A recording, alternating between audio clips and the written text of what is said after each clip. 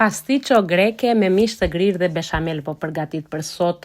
Si shikoni, sasia është shumë e madhe, se kam kushëririn me familje për drekë, që erdhën të na vizitojnë edhe të kalojmë të shtunën e të dielën së bashku, ndaja edhe që shikoni përgatita pasticcio greke. Në fillim unë e bëj me pene, nuk e bëj me makarona të gjata, çdo njeri me çfarë të dojë.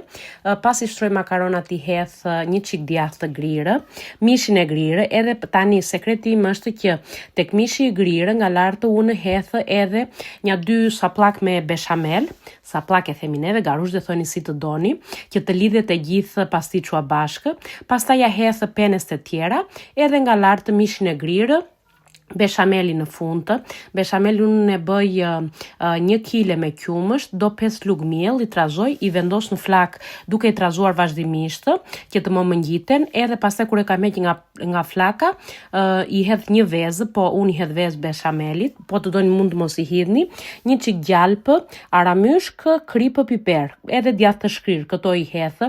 Doli një pasticcio njerëz fantastik, doli shumë i mirë. Unë e pjek mirë që të skuqet të mirë djathi nga lartë, ndaj edhe shikoni kështu, edhe doli fantastik, plot shije dhe aroma, shumë i mirë. Tani edhe pasticcio shqiptare ka lezetin e vetë, po edhe pasticcio greke është diçka tjetër shumë i mirë.